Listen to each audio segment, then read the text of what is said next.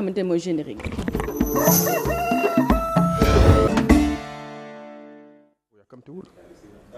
dégg nga da ngay wax ne bu yàkkamtiwul voilà. alors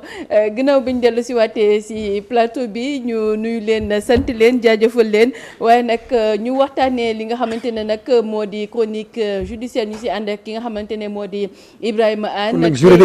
juridique voilà ñu si ànd ak Ibrahima Anne merci Ibrahima. alors bokk na si ponk yu ñu nar a waxtaanee muy réforme institutionnelle indépendance de la justice mobilité des enseignants chercheurs yooyu la ñu nar a waxtaanee waaye Ibrahima dañ koy dooree rek ak message u président de la République Bassirou Diomaye Diakhar Faye si adresse à la nation bi nga xamante ne mu ngi ko doon amal mu ngi assuré que ni dina amal ay fortes mesures maintenant mesures yooyu bokk na si ay changements yoo xam ne dinañ ko nommeeku bokk na si conseil constitutionnel ñu andi ko def ko cour constitutionnelle lan lañ mën a comprendre si loolu. merci Safiatou bala may répondre sa question bi dama lay nuyu d'abord nuyu monsieur le maire nuyu Xooxaan di nuyu suma turando Ibrahima le SG donc di nuyu téléspectateurs yi di leen souhaiter bonne et heureuse année 2026 effectivement ci message bi nga xam ne président de la République def na ko dernièrement le 31 décembre comme ni ko baaxoo di defee donc annoncé na ne dina am ay réformes constitutionnelles yu am solo yoo xam ne dinañ ko def bokk na ci wàllum li nga xam ne mooy cour constitutionnelle à la place d'un conseil constitutionnel donc cour constitutionnelle boobu li koy différencier nag ci ak conseil constitutionnel bi d'abord ci termes yi déjà conseil entre conseil et cour je crois que c'est plus juridique c'est plus voilà juridictionnel ak yooyu bon alors que conseil bon à l'origine en France c'était juste un genre conseiller comme conseil économique et social quoi conseiller du gouvernement beneen bi mooy kii bi composition bi actuellement ni conseil constitutionnel bi 7 ñoo ci nekk donc bu ñu ko defee cour constitutionnelle bu ñu sukkandikoo ci li nga xam ne ministre conseiller juridique du président waxoon na ko daaw ci RTS donc on va passer de 7 membres à 9 membres donc loolu ci composition bi la mais profil yi aussi dinañu wute donc dina am du doon rek ay magistrat inspecteur d'état wala avocat ñoo xam ne dañoo nekk ci wàllum juridique rek pur mais dina am aussi ay profils yoo xam ne issus de la société civile beneen bi aussi mooy saisine bi parce que jusque là conseil constitutionnel ñi ko mën a saisir mooy président de la République ak un nombre limité de députés 1/10 des membres de l'Assemblée nationale ñoom ñoo ko mën a saisir donc cour constitutionnelle bi bu ñu ba léegi nii gisaguñu texte bi mais ministre conseiller juridique du président daaw de 2025 invité woon nañu ko RTS mu commencé woon ci joxe ay esquisses donc waxoon na ne donc ci saisine bi dinañu jox possibilité aux citoyens à ce que ñu saisir comment dirais-je le conseil constitutionnel la cour constitutionnelle et chaque fois que leurs droits fondamentaux sont violés. bu ñu jógee ci loolu mu amat beneen proposition boo xamante ne def na ko mu bokk ci réforme du conseil supérieur de la magistrature. waaw réforme du conseil supérieur de la magistrature nag dafa nekk loo xam ne dañ ko dafa yàgg di ñëw ci débat ci espace public bi parce que ñenn ñi dañoo jàpp ne bon le fait que exécutif di siéger ci li nga xam ne moom mooy conseil supérieur de la magistrature donc loolu day remettre en cause li nga xam ne mooy l'indépendance des magistrats donc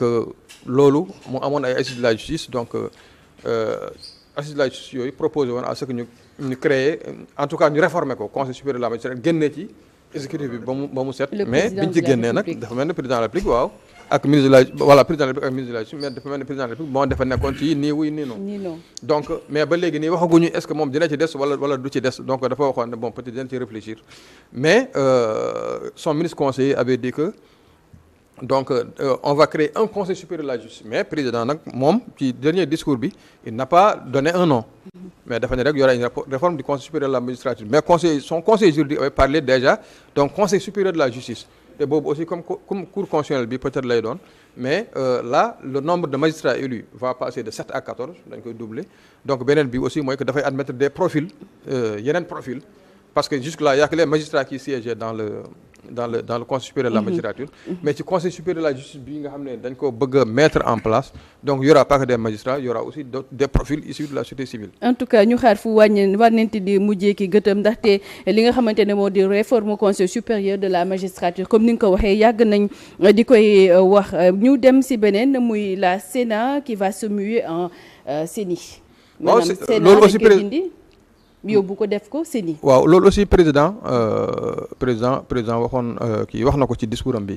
donc képp kuy seetlu nag évolution institutionnelle de li nga xam ne moom mooy organe de régulation des élections xam naa ne monsieur le maire moom xam naa ne donc du ma bàyyi ma wéet ci loolu ci raisonnement boobu. on est passé d'un comment dirais-je d'une organisation électorale boo xam ne ministère de l'intérieur moom moo doon gérer lépp. opposition bi di xeex ba ñu indi fii li nga xam ne mooy ONEL observation nationale des élections bi président Abdoulaye Wade ñëwee dissoudre ONEL indi fii li nga xam ne mooy commission électorale nationale autonome léegi nag président Bassirou Diomaye Faye moom nee na dafa bëgg indi commission électorale nationale indépendante donc li leen wuutale lan la mooy ba léegi autonome la bii indépendante voilà autonome bi am na tuuti indépendance mais indépendance bi moom nag moom moo gën a indépendant donc vis-à-vis notamment de comme xam naa ne de l'exécutif donc loolu président annoncé na ko alors Ibrahima également luy ay di jàmbat di chercheurs yi nga xamante ne wax nañ ne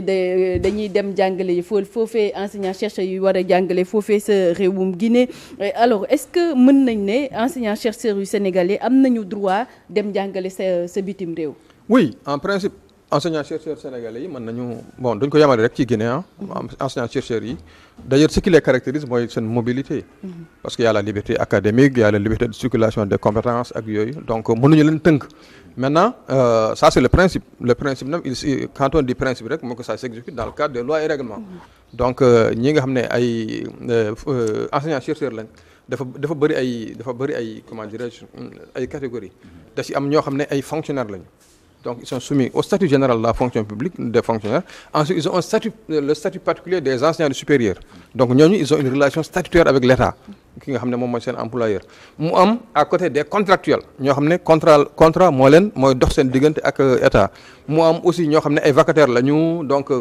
ku mel ne monsieur le maire aujourd'hui am fii ay compétences en journalisme université soxla ay compétences am donc signer un contrat de vacation de prestation de service muy ñëw di comment dirais di def ay vacations au niveau de l'université xam nga kooku noonu donc ñooñu mënuñu bokk statut ki nga xam ne fonctionnaire la dafa am ay obligations yoo xam ne day peser ci moom ki nga xam ne contractuel la dafa am ay obligations contractuelles yoo xam ne daf ko war a respecter ki nga xam ne nag moom vacataire la moom dafa am liggéeyam ba pare ji ñëw di jaay ses compétences au niveau de l'université xam nga kooku mënoo ko wax ne par exemple doo dem jàngale ji Mali doo dem jàngale ji Côte d'Ivoire. est-ce que foofu mën nañ ne le statut de fonctionnaire pose problème au Sénégal?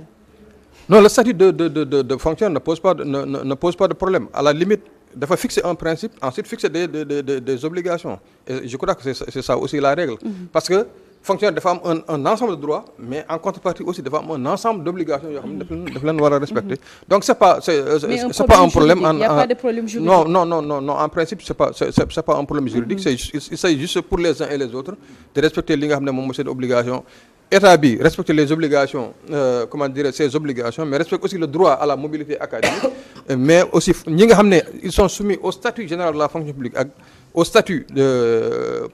au statut particulier des enseignants et à la loi 81 bi nga xam ne l'article 11 de la loi de 81 bi nga xam ne mooy organiser seen mobilité bi donc ñooñu aussi ñu respecté ko loolu buñ ko. mais buñ jógee ci enseignants chercheurs yooyu am na des enseignants contractuels ñoom tamit lan la yoon may ci seen mobilité. waaw ñooñu aussi li xam nga dañu am contrat donc contrat bu ñu nee contrat rek mooy y a des droits et des obligations réciproques am nga ay droits kii am na ay obligations tes droits sont mes obligations sont tes droits. donc ku nekk daal da ngay respecter say kii maintenant bu fekkee ne dans les obligations yi nga xam ne dañ ko y a des clauses que ne waroo tu ne dois pas abandonner ton poste wala y a un certain nombre d'heures yi nga war a dans la semaine wala tu dois par exemple yow da nga war a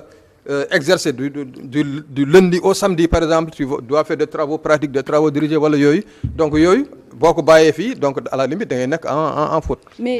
voilà. mais Guinée également est-ce que yoon may na ko tamit moom mu ñëw ba fii Sénégal jël suñu jàngalekat yóbbu leen. xam nga Guinée nag moom c'est un état souverain quoi. On ne peut pas dire à la Guinée xam nga Idriss Seck dafa am benn formule bu mu fi waxoon bu am solo. bon, en fait, c'était un appel d'air pour la transhumance, mais il avait dit que les compétences, nous allons les chercher là où elles se trouvent, et partout où elles se trouvent. Idriss Seck moo ko fi waxoon, mais c'était dans un autre cadre, un cadre politique. Mais Guinée aussi, ñoom bu ñu soxla ay enseignants chercheurs te boo seetloo la liste là des 59 là li ci ëpp c'est des profils yoo xam ne des profils yi ñu recherche actuellement nii ay intelligence artificielle ay xawma lan ay comment dire ay physique nucléaire ay vraiment voilà ay des métiers vraiment en cohérence avec li nga xam ne moom mooy peut-être seen projet de développement bi ñu nekk nii actuellement donc loolu on ne peut pas le reprocher à la Guinée s'il y a des reproches à faire c'est au Sénégal parce que Sénégal moom mooy gère la situation administrative de ces enseignants donc te ministre bi aussi yaakaar naa ne def na ci ay rappel donte moom ci boppam nag il reconnaît que les enseignants effectivement ils ont la possibilité de se mouvoir mais l'essentiel est que tout se passe dans le cadre des lois et règlements. Dans ce cas de figure, peut-on parler de débauchage ou bien de pillage de compétences? Non, xam nga débauchage moom dafa nekk loo xam ne c'est plus politique que juridique quoi. Kii daal boo ko jëlee fii yóbbu ko fële débauché. Voilà, débauchage c'est plus politique c'est plus politique. Mais en matière universitaire bon, c'est juste comment dirais-je la chasse au bon profil. Loolu moom on peut pas parler de débauchage et puis l'université dafa am lu ko caractériser aussi comme le milieu de la presse c'est la mobilité. Les gens ils bougent beaucoup. Voilà. Et est-ce que l'État du Sénégal mën na opposer wu à ces départs? Théoriquement non parce que au nom de cette liberté là dont j'ai parlé la liberté de se mouvoir te ministre bi aussi rappelé na ko le ministre l'a dit il a dit que la mobilité des enseignants chercheurs ne pose en principe pas de problème et a toujours existé dans un cadre légal bien déterminé. Mooy article 81 boobu mi nga xam ne dañ ko soppi après article du moins loi de 81 ensuite il y a eu une loi de 2019 donc boobu dafay consacrer le principe de la mobilité des enseignants chercheurs. Bon ndax am na cadre juridique régional. waaw am na cadre juridique régional il y a les accords du CAMES il y a les accords au niveau de la CEDEAO au niveau de l'UEMOA. te Sénégal ak Guinée dañoo am accord. Le 23 mai 2025 il y a eu un protocole d'accord entre le gouvernement du Sénégal et le gouvernement de la Guinée. Donc je crois boobu c'est Abdourahmane Diouf qui était ministre de l'enseignement supérieur. Donc signé nañu boobu accord qui permet à ce qu'il y ait une mobilité des enseignants chercheurs et des étudiants entre les deux pays. maa ngi lay précéder dafa am na ñaari question rek mooy où se situe le problème ak quelles sont les solutions. Bon le problème il se situe au niveau simplement de l'interprétation peut-être des textes. Donc solution yi aussi mooy je pense ci li ma xalaat mooy ñu clarifier règles. D'abord les règles de détachement disponibilité ñu clarifier ko. Ensuite ñu mettre en place des accords bilatéraux te Sénégal ak Guinée def nañ ci benn jéego parce qu'ils ont déjà signé un protocole d'accord. Ensuite créer des statuts de professeurs associés ou invités nga xam ne bon c'est des profils intermédiaires qui permettent aux étudiants aux profs aux enseignants supérieurs ñu mën a mouvoir di dem ci yenn réew mi d'autant que donc loolu maa ngi génn ci cadre juridique bi il paraît que la Guinée propose un salaire de 1,5 million à ñi nga xam ne ils sont dans les universités sénégalaises te ñu war faa ñëw plus logement waaw. CFA. Non pas en CELI CFA bien sûr. 1,5 million léegi bu fekkee ne tu étais enseignant agrégé ici xam nga lan titulaire amoon fi benn salaire de 2 millions wala 1,5 million boo amee fële benn xarmat comme le professeur Thioub l'a appelé. benn xarmat international de 1,5 million boo dajalee muy 3 millions loolu ci. En résumé qu'est-ce qu'il faut retenir nga tàggoo waale foofu. Ce qu'il faut retenir c'est que état bi dafa war a appliquer état bi wax na ko day appliquer la loi mais la loi aussi elle s'applique de manière intelligente. mu discuter ak ñi nga xam ne ñoom ñooy les comment dirais-je les enseignants du supérieur yi aussi ñoom aussi ñu xam li leen yoon may donc ñu appliquer ko loolu yaakaar naa bu ñu ko defee rek dañuy déggoo. Parce que je pense pas que l'État quand même s'oppose à ce que ay doomam par exemple di mën a dem di vendre leurs compétences ailleurs di fa am dara parce que lu ñu fa am aussi ci réew mi lañ ko dugalaat. Je dirais à Tata Binta que tu as bien travaillé alors ñu lay sant bu baax di lay gërëm di sant ñi nga xamante ne ñoom lañu àndaloon depuis ce matin ku si mel ni Serigne Alioune Keita si technique bi tonton Pierre mi fare woon si son bi ak ki nga xamante ne moo di Babacar Lo si caméra bi Seydina Omar Ba si coordination bi Assane Gueye si réalisation bi Xoxandong également ñu ngi koy sant bu baax di ko gërëm ak Mamou Diaby Gassama ak seen invité également ñu leen di